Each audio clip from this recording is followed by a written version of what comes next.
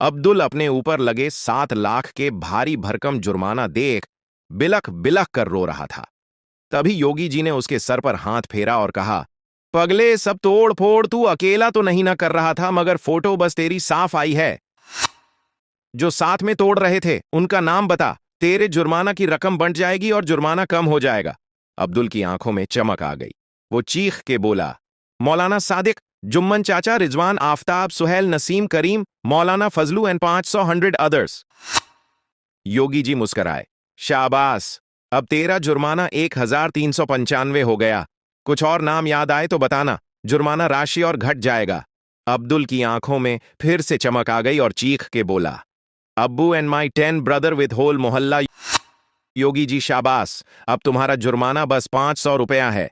भर और भाग।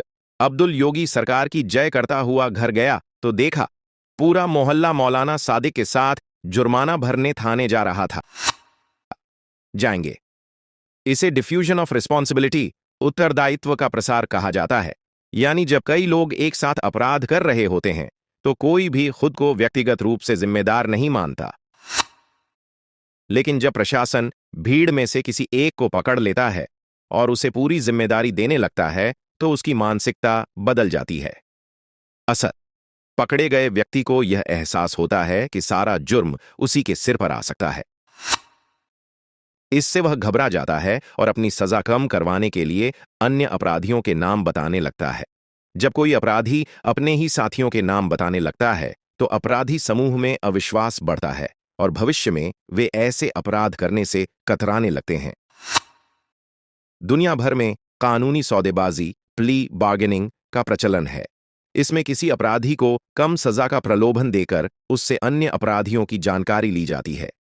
कैसे काम करता है? प्रशासन अपराधी से कहता है, अगर तुम बाकी अपराधियों के नाम बता दो तो तुम्हारी सजा कम हो सकती है। अपराधी अपनी सजा कम करवाने के लिए पुलिस के साथ सहयोग करने लगता है। इससे पूरे अपराध नेटवर्क को खत्म करना आसान हो जाता है।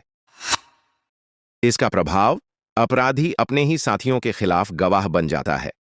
यह रणनीति माफिया, आतंकवाद, संगठित अपराध और भ्रष्टाचार मामलों में बहुत कारगर होती है। भीड़ की ताकत तब तक होती है जब तक कोई व्यक्तिगत रूप से पकड़ा नहीं जाता। एक बार अगर किसी को अलग कर दिया जाए और उसे सजा मिलने लगे तो बाकी लोगों में भी डर बैठ जाता है। क्यों डरता है अपराधी?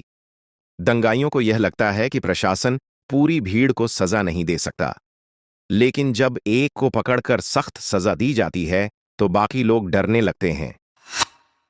अगली बार कोई व्यक्ति ऐसी भीड़ का हिस्सा बनने से बचेगा।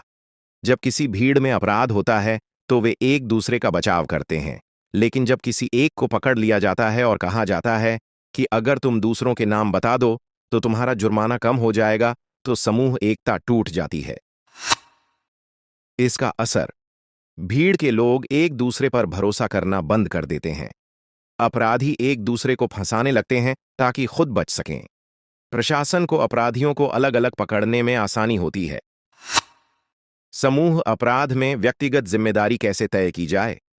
कई बार किसी अपराध में बहुत सारे लोग शामिल होते हैं, लेकिन सब पर समान कार्रवाई करना मुश्किल होता है। इसलिए समूह दंड, कलेक्टिव पनिशमेंट का सिद्धांत अपनाया जाता है। इस सिद्धांत के तहत जिसने जितनी गलती की उसे उतनी सजा मिलती है। अगर कोई एक व्यक्ति अन्य अपराधियों के नाम बता देता है तो उसका दंड कम किया जा सकता है क्योंकि उसने प्रशासन की मदद की। इसका लाभ, न्याय अधिक निष्पक्ष बनता है।